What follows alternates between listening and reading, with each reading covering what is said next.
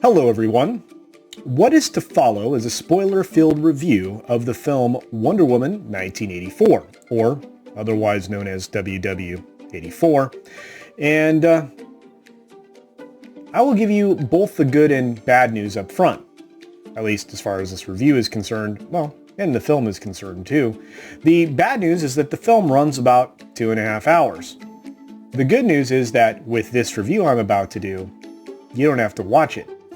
With that stated, here we go. Ladies and gentlemen, hiss and foes, welcome to the Culture Casino!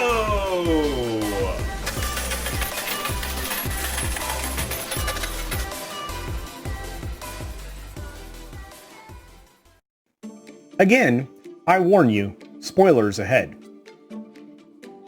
You have 5 seconds to hit the like button and move to another video until you've seen the film and decide to come back and watch this. Or, if you don't choose to, if you elect not to, you can always come back and watch this later when you've decided not to watch the film.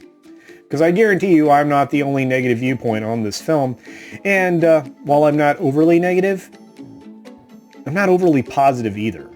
So let me count to 5 and make sure everybody's gone.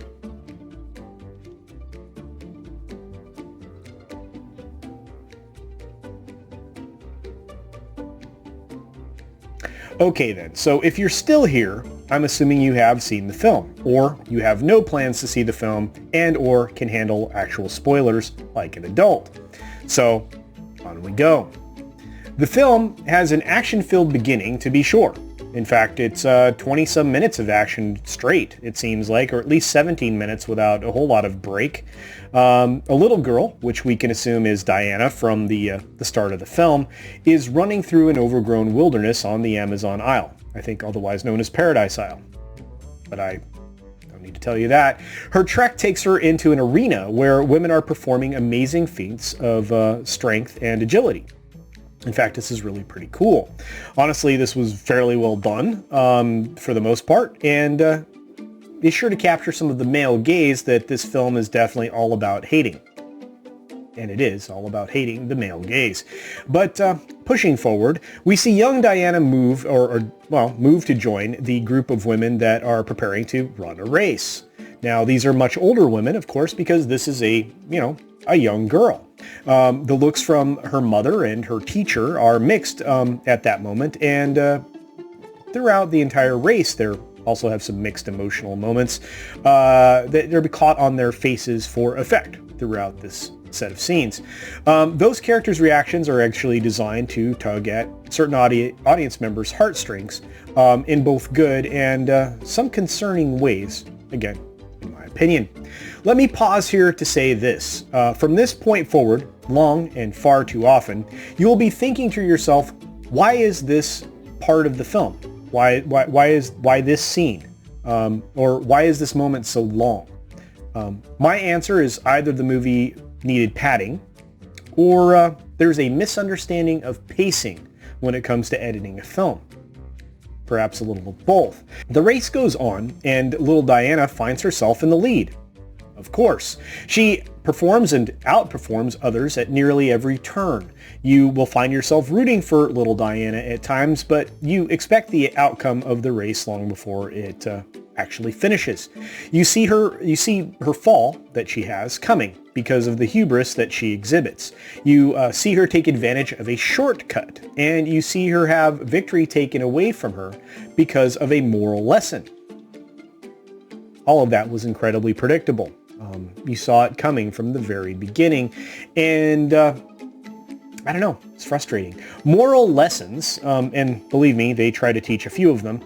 There are so many in this film that the film could have benefited from, taking the advice from these moral lessons even before they began filming it. Now, even the overriding theme of truth over the short path would have prevented so much in the way of this film even being made or even being included into the film.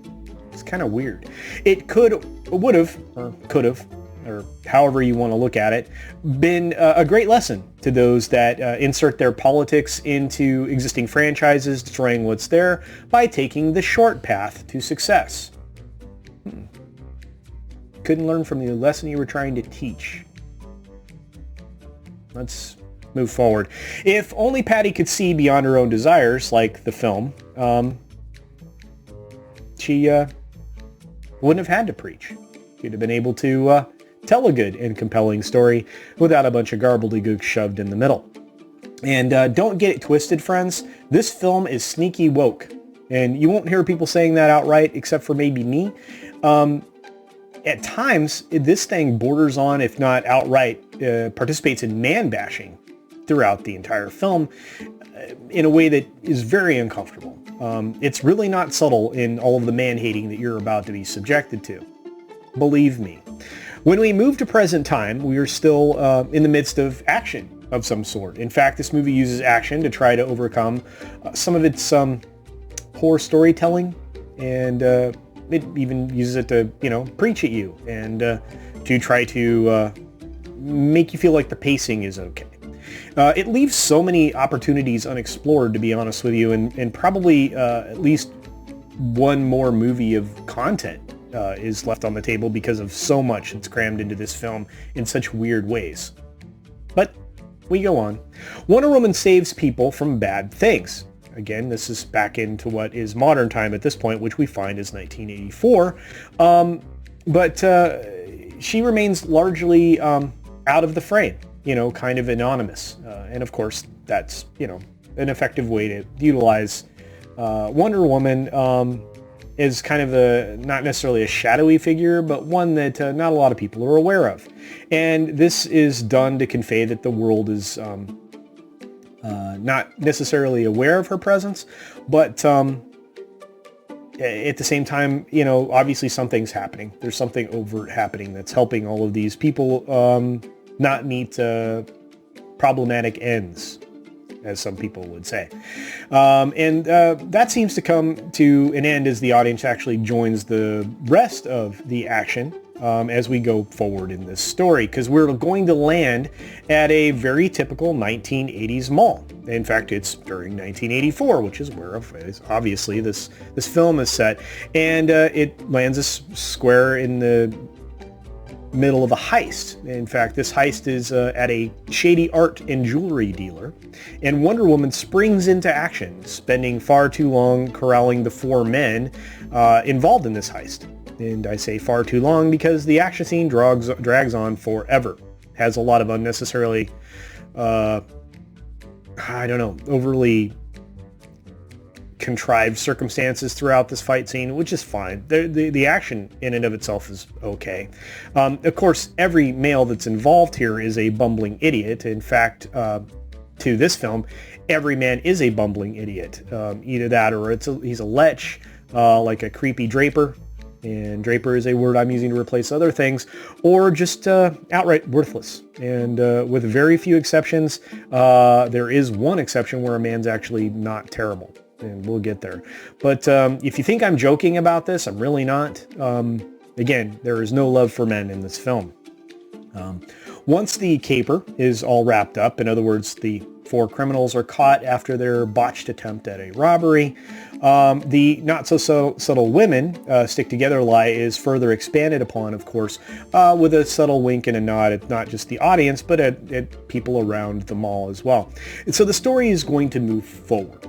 And it turns out that Diana is working with an awkward scientist, fellow scientist, researcher, whatever, very well qualified academically. Her name is Barbara, and she's played by Kristen Wiig. The appeal of this actress in particular, that actually escapes me, but that has nothing to do with the story, so I'll push forward. Barbara is marginalized by men in every single way. In fact, she's marginalized by everybody, but especially by men. And boy, is this conveyed very heavy-handedly. Ham-fistedly? You pick your adjectives. It's not subtle. So we can see right away where the thought process is for this entire film. Well, if we didn't already see that, from all the previous scenes, but hey, like I said, it's not subtle. I have actually never seen so much condescension directed towards an audience that I can actually recall. the writer and director think that you are dumb. You'll figure this out quickly, believe it or not. Just think about the fact that they actually think you're dumb, so they have to repeat themselves in such a heavy-handed way to convey whatever this point is, that men are bad and dumb. Bad and dumb. And I feel bad and dumb most of the time, pretty much just because I watch this film, but we'll move forward. Anyway, Diana's happenstance meeting with Barbara is brought about by a kindly gesture, or she helps her pick up some paperwork that, of course, the evil, bad, dumb men are not willing to help her pick up, which, believe me, in the 80s wasn't likely to happen. People were still caught chivalry and manners. Excuse me. People were still taught chivalry and manners back in those days. Believe me, I know. I grew up then. Like I said, they are actually together when the exposition falls into our lap, telling us that the FBI knows why the heist targeted that place in the first place. It was for stolen antiquities. I guess it's a fence, a place that gets rid of the goods, the real good goods.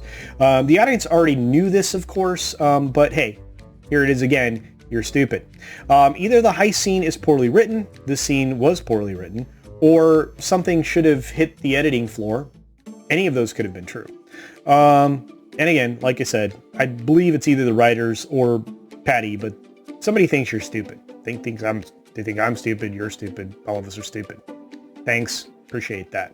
But again, I'll let you decide for yourself if you elect to watch the film. Again, this is just the first half hour of the film we're getting into now. Anyway, Diana and Barbara are destined to team up. I mean, that's pretty obvious, and the women are immediately friends.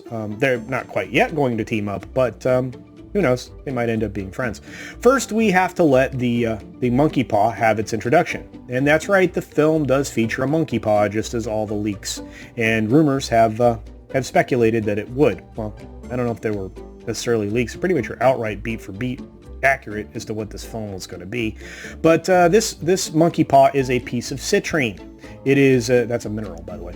It's wrapped in what looks like stone or brass or something else that has some engravings on it. Of course, this piece of citrine grants wishes.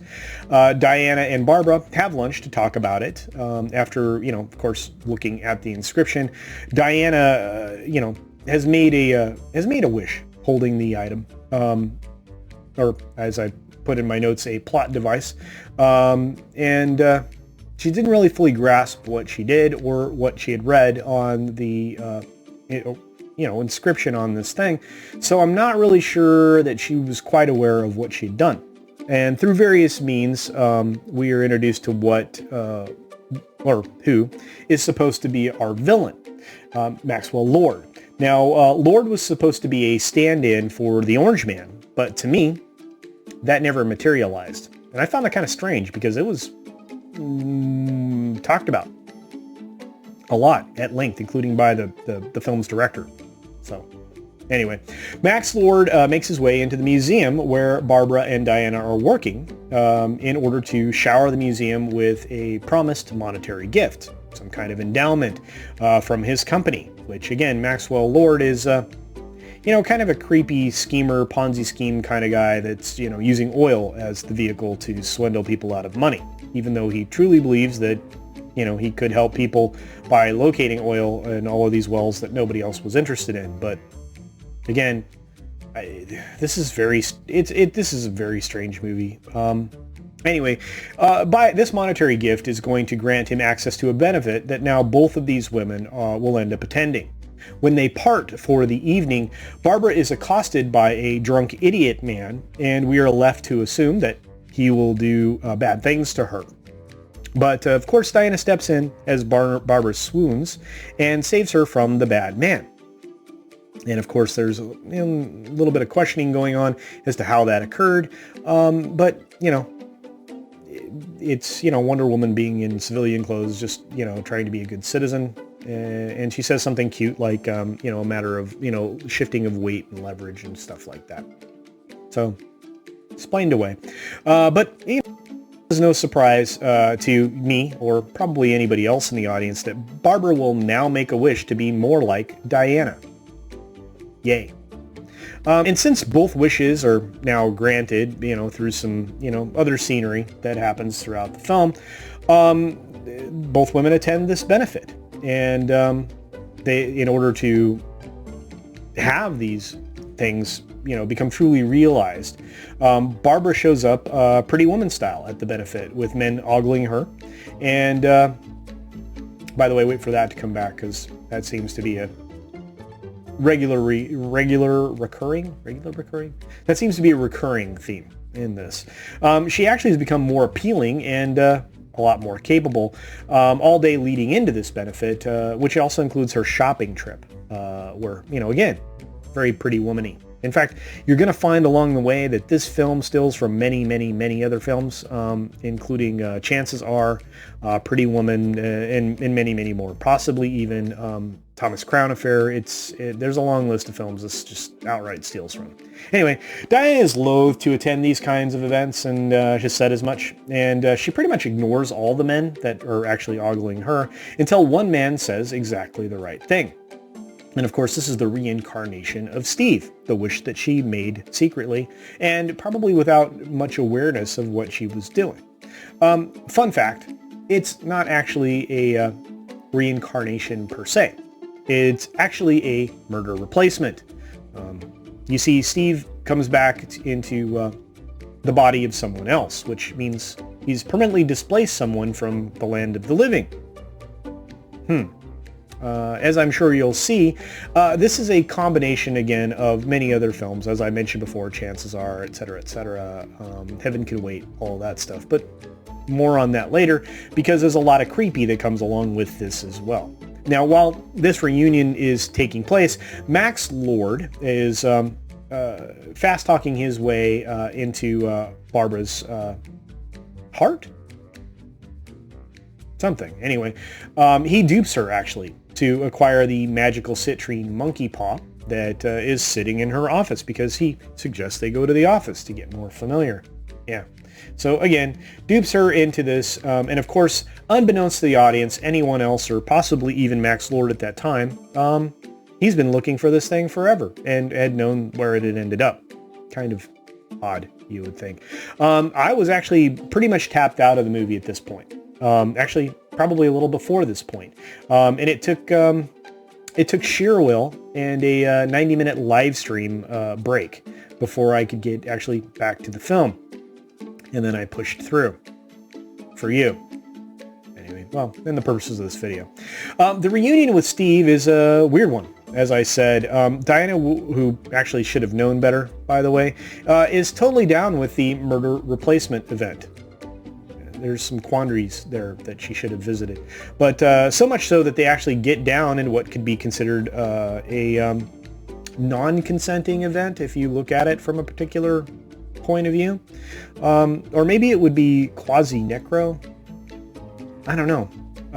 I don't really know, but it had a lot of moral issues all over it. It really does. By the end of the film, it brought to mind the term Cosby style in mind. Because again, this person isn't the person that was in the body that Steve now inhabits. It's a different person. It's like you knocked them out of their mind. I'm really uncomfortable with some of this stuff. I don't think it's a good thing to actually visit on the minds of kids either, but hey, I'm not in charge of other people's choices. Anyway, all of this is overlooked in favor of an outfit selection montage. And this was only missing the song Walking on Sunshine in the background because, that's fitting for pretty much all montages. In fact, they could have even used the music from Pretty Woman, just like when she gets dressed. Very, very similar. All in all, it leads the two back into investigating the magical citrine that grants the wishes. Meanwhile, Max Lord has actually used the monkey paw to become the monkey paw. His wish was to become the monkey paw, or the thing that grants wishes. And so that goes about causing havoc for everybody by having others wish for things and him returning the wish in exchange for other things from them. Sometimes he has them wish things for him. It's very convoluted. Again, it it's a chain of events that's incredibly long, overly long, and it does ultimately result in even more wasted time. A lot of this could have been explained more quickly, I should say. Now, all right, let's just pause here for a minute. If I go beat for beat through this film right now, this review will be overly long and convoluted, just like the film itself. So I think I will summarize the rest of the way, and I hope you appreciate that.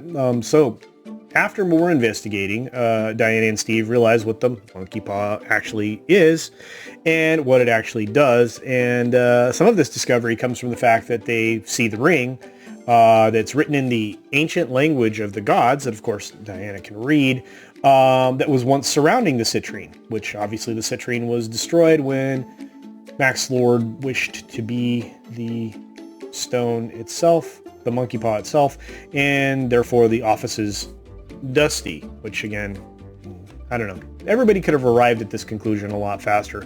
There's obviously some scenes in this that try to explain this away with an ancient book with a dude that, you know, is named Harry or Richard or basic name that's supposedly descended from ancient, you know, civilization, etc., that this was discovered Aztecian, Mayan, something. Anyway, there is, of course, a set of adventures that retcon the creation of the invisible jet and the simplicity of flight, the chaos of the Lord controlling, obviously, Maxwell Lord, controlling all of the oil, and the weird events that happen or take place there. That's the better way to say it. Take place at the White House. Now, we will see the turning of Barbara into Cheetah, starting at about this point. She went from being nicer-ish to eventually hating men. As I said, that was going to be a theme going forward, and she actually, possibly even kills somebody at some point. But her changes and her increasing strength come at a cost, and as such, she ends up helping Maxwell Lord escape from Steve and Diana at the White House. Again, this movie is very... It's odd. It's not well done.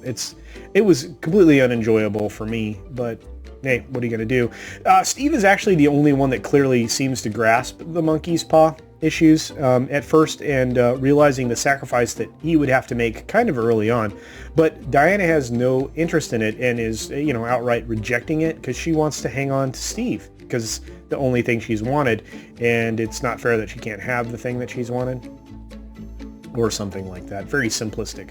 But we also find out something new. I'm not sure if this is a retcon or something I just missed in comic lore and or any of the other vehicles that Wonder Woman has been explained in, but the lasso of truth can now also reveal the truth for the purposes of exposition, or just about anything else.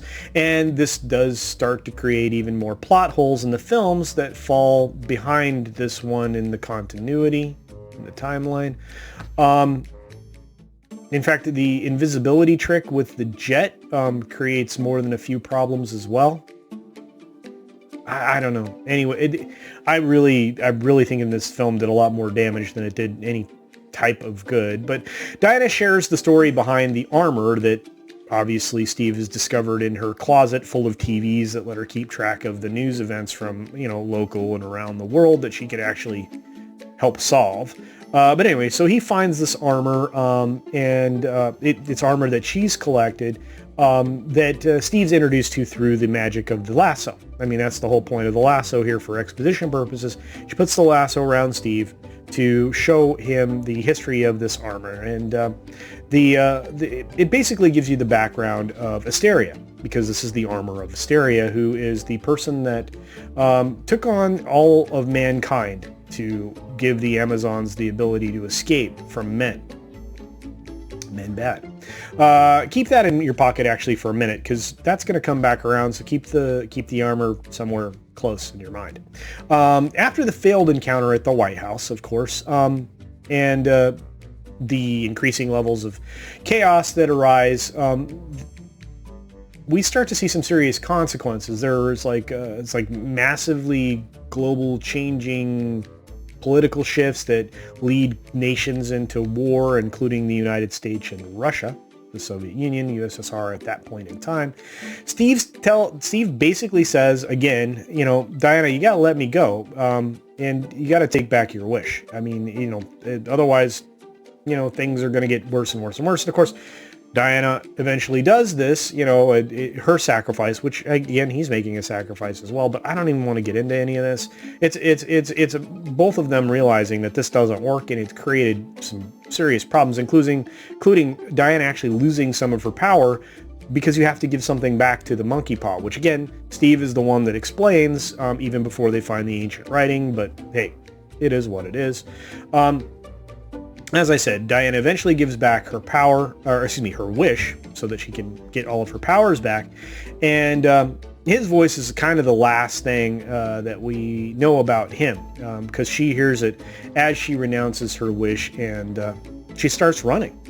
As she starts to run and run farther away and faster, she starts to heal up from the wounds that she suffered at the hands of Cheetah at this point, or Barbara, whichever you'd like to say. She obviously is, at full peak in her emotional state and just leaps into the air, and, does the lasso trick and all of that. And essentially, this leads to her successfully moving through the air with the lasso. And in her mind, she hears Steve's voice. And this leads into the retcon of Diana's ability to now fly. Yep. Don't listen to those that say that she glides. It's not true. She is actually flying, and you'll see that at the end of the film as well. But let's not get bogged down there. At some point, and I'm skipping ahead because there's a lot of extra wasted time in here. In fact, there's a lot of extra wasted time throughout the entire film. Anyway, at some point, she collects the armor of Asteria in what I just think is, flat out lazy movie making at this point. There is no excuse at this point, because we've had so much filler throughout this movie that they couldn't bother to spend 2 more minutes to explain how she gets back to the armor and puts it on and then moves forward from there in the story. I don't know, it's not like 90 more seconds is going to bring down the descent in mediocrity that this film, had as quickly as it did. But hey, just my opinion. Maybe they didn't film that. Maybe they didn't film her collecting the armor. I don't know. You know what? Who knows at this point? Who cares? After 2 hours, we're over 2 hours at this point. It doesn't even matter anymore. But she flies. She flies to the super secret bunker and faces Barbara in her full apex predator glory. Now, that's what, of course, Barbara wished for from Maxwell Lord, who was feeling more than generous to give her a secondary wish, from somebody else's pool. Anyway, she ends up fighting with Diana, so it's Cheetah, Diana, Cheetah, and it's kind of fun, although, Diana lets her wear herself out for a little while on the armor of Asteria, and then, of course, she lets it fall off of her body after it's been pretty torn up, and makes you wonder why that armor was there in the first place. The plot armor of Asteria. I don't know. Anyway, she ends up in a little bit more of a tussle with the apex predator Barbara, known as Cheetah at this point. They end up in water with high-tension electrical wire, actually, just flopping about just above the water surface. And she basically gives Barbara an opportunity to renounce her wish. She won't. And so she then drowns her. Well, she didn't actually drown her. She pushes her underwater with herself. So they're both submerged when the high-tension wire full of electricity hits the water. And, of course, they should both be pretty well electrocuted. Barbara should be cooked. They should both be pretty cooked. But anyway, she comes out of the water holding Barbara's body as, again, Cheetah, and deposits her somewhere, on the rocks nearby. And it looks like, that was it for Barbara. But it seems that Barbara's even going to survive this, by the way. This is not ruining the story at all. She's going to survive this, albeit in a very defeated state. And that's, again, she's not dead. Although, it doesn't seem like anybody dies in this film. Maybe. I don't know. Should be a lot of deaths in this. Anyway, Diana bests the guards, but has a final confrontation with Maxwell Lord. And he eventually, or I should say, he's really doing a good job of kicking her booty with the guards that are around and all the situations and circumstances that surrounds him, pushing her back from the now center of this contraption that apparently lets him touch everybody simultaneously through the television broadcast, because it touches everything. Oh my god, this is so contrived. Anyway, finally, Diana will overcome this situation by whipping her lasso around Lord unbeknownst to him and showering the truth upon all who are magically connected to him through a transmission. Not a reception, but a transmission. It's very strange. I don't know. But anyway, because they are magically connected, the truth, which is the lasso, actually reveals the truth to everyone, and all the words that Diana is saying to everybody, you start to get the whole world renouncing their wishes because they see all the chaos and mayhem that has been caused from their wish. And of course, everybody's wishes are a problem. And eventually, even Maxwell Lord renounces his wish in order to save his son, who is obviously surrounded by all this chaos in Max Lord's office and outside of Maxwell Lord's office. Man, this storytelling is sloppy and awful. Anyway, the film ends with Lord reaching his son somehow from the secret island using, looks like, Marine One from the White House, even though he doesn't have any influence from any of the wishes that were either granted or not granted. How he gets back to him, again, mystery, bad writing, terrible. Man, I can go on about how bad all of these things were in this film, but anyway, so he makes it to his son. His son, he tells the son he's a loser. His son says, "You're not, and you don't have to be anything because I love you." Blah blah blah. So yeah. So unconditional love from the kid, you know. Anyway, this whole circumstance finds Diana face to face with the man. Well, again, this is the end of the film, so it makes sense. She finds herself face to face with the man who, she Cosby'd, right? She had non-consenting adult activity with, and they smile at each other. Of course, her smile's a little more knowing than his is, and she knows kind of that he's all, wrapped up in himself as a person anyway. I don't even know where you would go with that relationship. I don't even know that scene was necessary, other than to pull at your heartstrings, try to create some manipulation in you, which I'm sure it does for some of the audience members. This film is full of more and more of that kind of manipulation than I've seen in a long time. But at last, that part of the film is over. We've reached the end, obviously roll credits, but there is actually another scene, and it falls inside the final credits, and we get an actual cameo of Linda Carter as Asteria, saving a little girl from being killed by a pole in modern times. We're assuming 1984. That's interesting. The cameo is kind of good, and Linda Carter looks like she always has. Looks like Wonder Woman. Pretty amazing, and the scene is well done, and her figure is I mean, you know who this is. She is Linda Carter. She is Wonder Woman.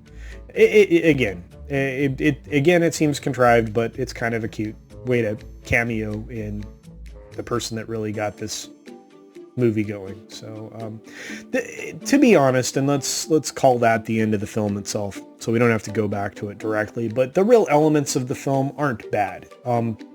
They're often not good. I was struck really early on in the film, and I think I've said this on a couple of live streams now, that the film felt pretty schizophrenic, like it was three or more things at once. I actually saw two distinctly different films in here, or two different personalities, maybe more, but there were two distinct ones that you could break out for sure. That's usually never a good sign when it comes to film, because it usually indicates that there were differences between the writer, the director, or the writer in the studio, or the director in the studio, or the writer and the director and the writer. It usually indicates that, and And when that happens, you don't end up with a good film. And this film, it could have been good. There are people that disagree with me. Tom over at Midnight's Edge and the folks over at Midnight's Edge may disagree, but there was a film in here. I mean, a better film than one that we got, even with some of the plot garbage that was in here. But the Maxwell Lord character was such a waste. They wasted the character. He wasn't menacing. He wasn't a villain in the traditional sense. There was no villain in him at the beginning or even at the end. There certainly wasn't any Orange Man in him, so I was left thinking, why market the way that they did in so many negative ways using that kind of marketing technique? Didn't help the film at all. In fact, probably hurt it. It's going to drive even more eyeballs away from this film, whereas it's not doing very well on Rotten Tomatoes or any other places that do ratings. It really isn't. There's a bunch of artificial stuff there. I mean, there's critical ratings, and boy, do we know they don't know much nowadays. Barbara's cheetah was a waste as well. I mean, there was no real conflict between her and Diana in the film. It made me think that Patty Jenkins needs to see a better therapist so she doesn't use her films as a form of therapy, because it's very, very expensive for the studio. And it would save the audience and the studio's time, to be honest with you. So, films are not for therapeutic purposes for the director, or they shouldn't be. As I said in the beginning, this film has lessons in it, but they're all lessons that the filmmaker or the writer and pretty much all of Hollywood should have learned a long time ago, actually before they even began to set about lecturing us about things that they really don't have any authority on. It's quite possible that Patty may have inadvertently created a lesson that exposes the hypocrisy that is the media nowadays and has been over the last few years. Probably not. Ultimately, it comes down to a score for me, and I've changed the way that I do scores. Normally, it was a 1 to 10. I've now gone to a 1 to 5 stars. And this film scores 1.5 stars for me. I would never spend money on this film. I would never recommend for anybody to spend any money on this film. I would never recommend for anybody to get HBO Max to see this film. If you already have HBO Max, you can try to watch this film. You're going to find a lot of the problems I did. And I just wouldn't recommend anybody see this. It's not a film I'd go, hey, go see this film. It's really good. It really links to nothing in any of the other films. It really doesn't add anything to any of the other DC universe, DCEU, whatever they're calling it, cinematic universe. I don't care. But it really doesn't add to that. It really doesn't. In fact, it only retcons things in all of the previous films, making the storytelling even less powerful, not just in this film, but in those films as well. For example, she can fly now. You can cue the Star Wars jokes right there. They're funny. They really are. And people have already started to use them. Meme away. Meme away. She can make things invisible. Now, this is going to cue the questions about the spear and other things in other films that she could have made invisible. And this breaks so many other things as well. I don't know. It's just garbage. Think about her making a mother box invisible. I mean, there's so much. I don't even want to go there. The spear? Anyway, look, if you've seen this film and have different thoughts, please, I encourage you to leave your comments below. This will be one where I'm sure I'll have a lot of dialogue back and forth with those folks. I know my friend Vigilante Williamson had a different opinion of the film, despite its many shortcomings. Again, like what you like, love what you love. That's all on you. But this film for me, 1.5 stars, very low quality. If I were going to give it a grade, like it was going to school, it would be a D-. That's how low. That's how low my opinion is of this film. Anyway, thank you for joining me here today. I truly appreciate it. Be sure to support other independent creators out there on the platform. Many of them are probably doing their own Wonder Woman 84 reviews. And you're going to find a lot of other opinions and a lot of other ways to describe this film. So do check them out because they're not getting the support from the platform or from other mainstream media outlets, which this platform seems to favor right now. Be sure to, find your best 3 creators that you absolutely love. Pour all that love into them. Help build them. They could use it. Be sure to take care of yourself. Take care of others, of course. Wash your hands because it's good hygiene. And until next time, bye. Thanks for visiting today. Be sure you're subscribed and hit that for alerts. Yay! Of course, like and share all of the videos that you can as it helps with the algorithm. Have a great day.